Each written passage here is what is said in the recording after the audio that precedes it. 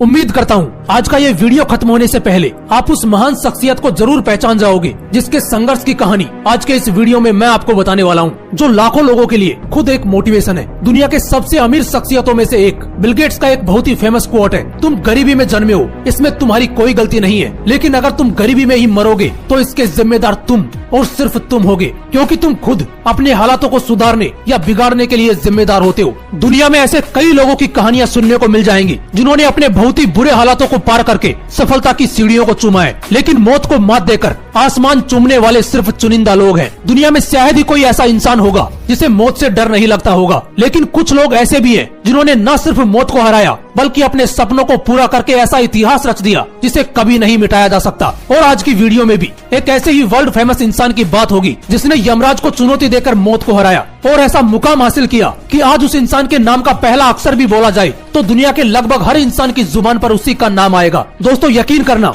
आज की ये रियल लाइफ स्टोरी न सिर्फ आपको अपने सपनों को पूरा करने के लिए एनकरेज करेगी बल्कि जिंदगी जीने का एक नया तरीका आपके सामने रख देगी। So let's start the story. आज से 37 साल पहले 5 फरवरी 1985 में यूरोप के एक बेहद ही खूबसूरत देश पुर्तगाल में एक ऐसे बच्चे का जन्म हुआ था जो शायद पैदा होने से पहले ही इस दुनिया को अलविदा कह देता। आप शायद सोच रहे होंगे कि उसे कोई बीमारी होगी, लेकिन नहीं, खुद उसके माँ बाप उसे मारने वाले थे, मगर जानबूझ के नहीं बल्कि उनकी वो मजबूरी थी। दरअसल उसकी माँ लोगों के घरों में जाके खाना बनाने का काम करती थी और उसके पिता शहर के म्युनिसिपालिटी में माली का काम करते थे। इस बच्चे के जन्म से पहले इनको 2 बेटे और एक बेटी थी। वो दोनों अपने 3 बच्चों के साथ कच्ची छत वाले एक टूटे फूटे मकान में रहा करते थे। दोनों को इन 3 बच्चों के लिए 2 वक्त का खाना नसीब कराना भी बहुत मुश्किल हो रहा था और उसी में माँ चौथे बच्चे को लेकर प्रेग्नेंट थी। उस माँ को लगने लगा था कि इन 3 बच्चों को पालने में ही जान निकली जा रही है, तो इस चौथे बच्चे को कैसे पाल पाएंगी। उस माँ ने अपने दिल पर पत्थर रखकर अबॉर्शन कराने का सोचा। वो कई डॉक्टर्स के पास गई,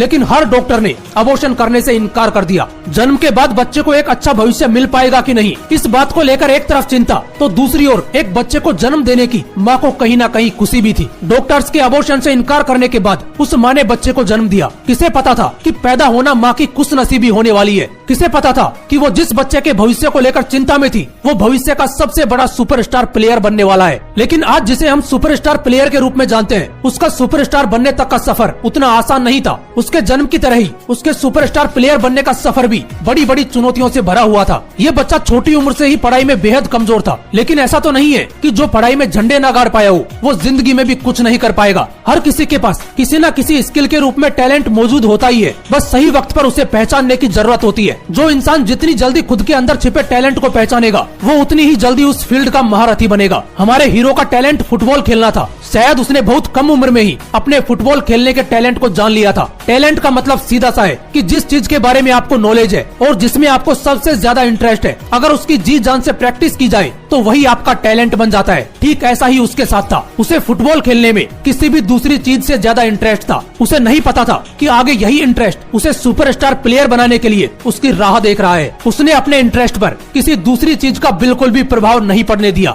नतीजन मात्र 7 साल की उम्र में ही उसे फुटबॉल क्लब में खेलने का मौका मिल गया। उसकी जबरदस्त स्किल्स को देखते हुए सिर्फ 11 साल की उम्र में ही पुर्तगाल के सबसे बड़े फुटबॉल क्लब ने उसे शामिल कर लिया। फुटबॉल के इस जुनून की वजह से उसे परिवार को छोड़कर जाना पड़ा। वो अपने परिवार से इतना ज्यादा डीपली जुड़ा हुआ था कि जाते वक्त वो खूब रोया, पर उसे पता था कि परिवार को दुख की घड़ियों से बाहर निकालना है तो परिवार को छोड़कर जाना ही पड़ेगा। 14 साल की उम्र में उसके स्कूल के टीचर ने उसे डांटा तो उसने अपने पास रखी कुर्सी को टीचर के ऊपर दे मारा। टीचर ने आग बबूला होकर कहा कि तू लाइफ में कुछ नहीं बन पाएगा, तू जैसा है वैसा ही रहेगा। इस बात को उस बंदे ने दिल पर ले लिया और वो पहले से भी ज्यादा प्रैक्टिस करने लगा। अपनी स्किल्स को और ज्यादा इम्प्रूव करने में जुट गया। आज वो बंदा इतना सक्सेसफुल हो चुका है, लेकिन उसके बावजूद भी अपने हार्ड प्रैक्टिस को करना कभी नहीं छोड़ता। अभी उसका जुनून सिर चढ़कर बोल ही रहा था कि उसकी लाइफ में एक बहुत ही बड़ी चुनौती सामने आ खड़ी हुई। 15 साल की उम्र में उसे पता चला कि उसे दिल से जुड़ी एक बीमारी है। डॉक्टर ने उसे साफ कह दिया कि तुम्हें फुटबॉल खेलना बंद करना होगा या फिर एक बहुत ही रिस्की हार्ट सर्जरी करनी होगी जिसमें जान जाने के चांसेस बहुत ज्यादा हैं। मतलब उसके पास 2 ऑप्शन थे, एक फुटबॉल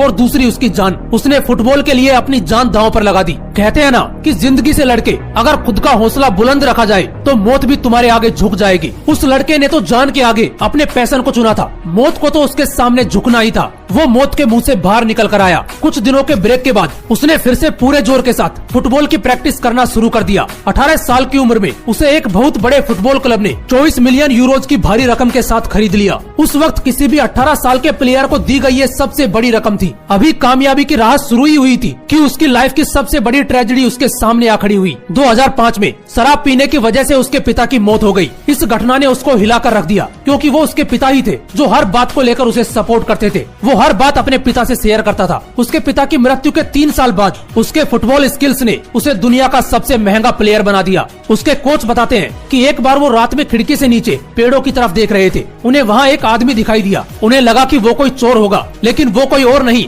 बल्कि वही लड़का था जो पेड़ों के बीच फुटबॉल की प्रैक्टिस कर रहा था। दोस्तों, इतनी सक्सेस हासिल करने के बावजूद आज भी ये खिलाड़ी रोज फुटबॉल की प्रैक्टिस करता है, रोज जिम में एक्सरसाइज करता है, और इसी हार्डवर्क और डेडिकेशन की बदौलत उसने फुटबॉल में ऐसे ऐसे रिकॉर्ड बनाए कि कोई भी प्लेयर इन रिकॉर्ड्स के आसपास पहुंचने का बस सपना ही देखता है। इस बंदे ने फुटबॉल की दुनिया का सबसे बड़ा अवार्ड बैलन डोर भी जीता है, वो भी 1 या 2 बार नहीं बल्कि 5 बार। अब तो आप लोग पहचान ही गए होंगे, ये थी दुनिया के सबसे बड़े footballer, the record breaker, the CR7 Cristiano Ronaldo की मौत के मुंह से सफलता की सीढ़ियों को चूमने तक की प्रेरणादायक जीवन गाथा। दोस्तों, मैं बस एक ही बात कहना चाहूंगा कि ये सिर्फ रोनाल्डो की कहानी नहीं है, ये वो लाइफ स्टोरी है जिससे सीखकर हमें भी अपनी लाइफ स्टोरी को द बायोग्राफी बनाना है। उम्मीद करता हूँ ऐसे पावरफुल मोटिवेशनल वीडियोस के लिए आप करोगे। फिर मिलूंगा नेक्स्ट वीडियो में एक नए मोटिवेशन के साथ। जय हिंद, वंदे मातरम।